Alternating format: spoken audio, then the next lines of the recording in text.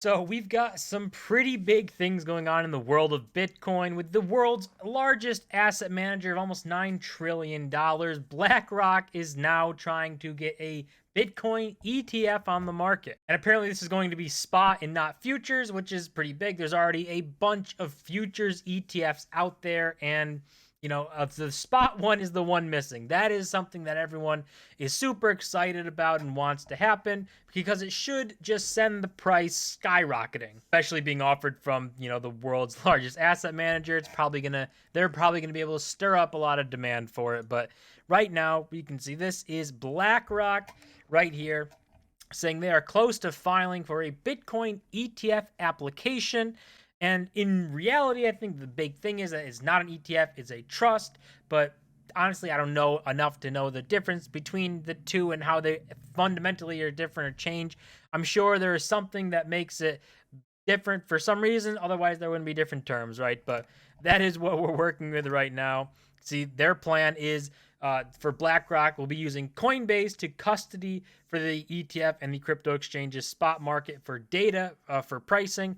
Then the person said over the sources, and Coinbase declined to comment. So that's also funny because obviously Coinbase is under fire from the SEC, but in this new BlackRock ETF trust thing, they're deciding to use Coinbase as the custodian and also for pricing for Bitcoin and stuff. So that's always got to be funny how that works. The SEC is going after Coinbase, but BlackRock is trying to get this thing with Coinbase. So obviously, it only makes sense that that's how that happens. And then the big part why this has a lot more hype around it. Obviously, we've seen Bitcoin ETFs in the past get filed for. People tried to get them happening and they've been shot down every single time.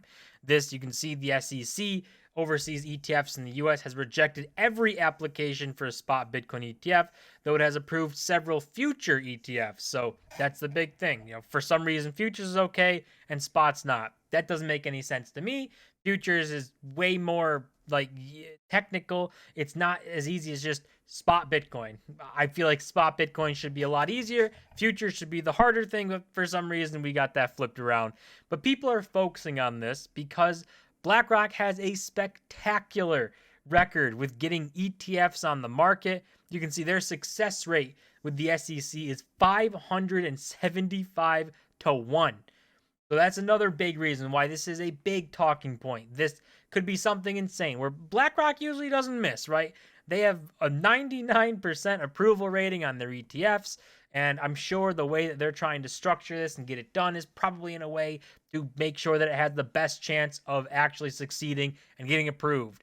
A lot of people obviously excited about that. Some people are, wondering, is there some sort of backdoor, some sort of secret thing that BlackRock's planning to do with this ETF, which the way that they word some things in their kind of filings is a little weird. Like this right here, you can see this guy's talking about like devil in the details. This from like BlackRock's filings here, what they're saying. You can see literally right in here, you have the sponsor will, if permitted by the terms of the trust agreement, use its discretion to determine which network should be considered the appropriate network. So this is like in the event of a hard fork.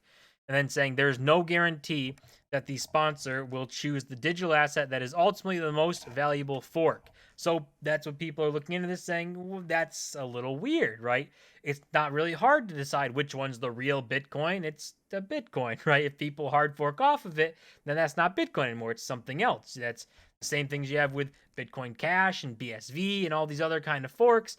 They're not Bitcoin. They're forked off. They had some sort of problem, and ultimately Bitcoin remained its valuable self, and these ones fell off of a cliff. So that does lead people to look at this and say, what are BlackRock's intentions with this? Is there some sort of nefarious thing where they are going to get people into here and try and fork off Bitcoin and then use those people to say, this is the real Bitcoin, you're in it, and, go down that route and do something weird?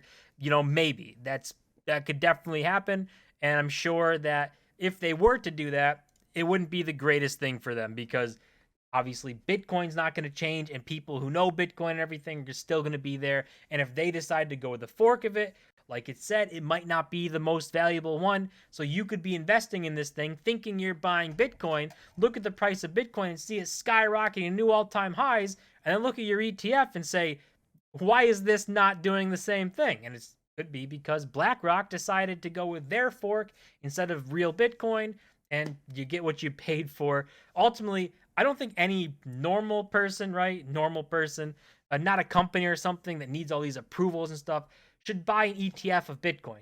Just buy Bitcoin. Literally buy Bitcoin, put it in your cold wallet, and you're good to go. You don't need an ETF to do it. I feel like the biggest thing with ETF is a weird structure for companies to be able to do it in their accounting and all this stuff because they have way more legal things to go through, I guess. We see some public companies have Bitcoin like Tesla and Block and stuff, but I'm guessing it's a very tough process or something people don't want to deal with. And this would make it easier for them, but not easier for, the normal average person who can just literally go buy Bitcoin, put it in your own wallet, in your cold storage, and you're good to go. But going back to this BlackRock ETF trust thing, apparently it is a trust. I know people have been talking about it. Don't really know the difference, like I said. Apparently there is one, otherwise there wouldn't be different words for it. But we know that GBTC is a trust, and the way that they work is not really optimal. There's no redemption functionality there. But apparently, this is where BlackRock's would be different. Like they say here, the trust issues shares only in baskets of 40,000 or integral multiples thereof.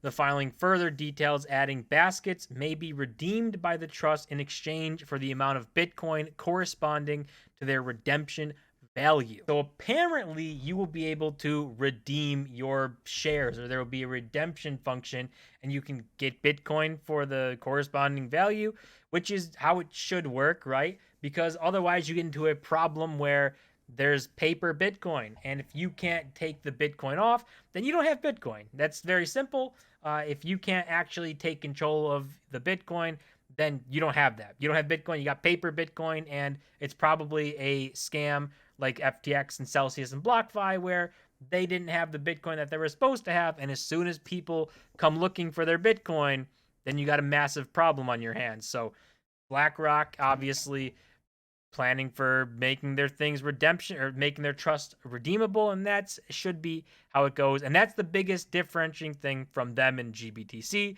because GBTC, you can't redeem anything, you're stuck in there, and it's basically the parent company is just siphoning fees from that because you're trapped in there. So that's what they get to do. They've set up their own little grift there. You can see there's a couple different kind of response to this saying this is no different than Grayscale. This can be used to short Bitcoin into the floor. It's a Trojan horse, not a real ETF. Don't be lulled to sleep.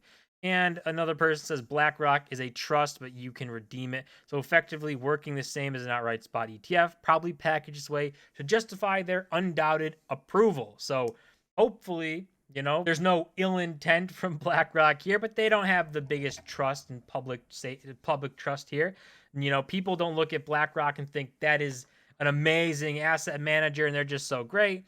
They think of them messing with markets and trying to control companies and do all this stuff, and it's probably not far off.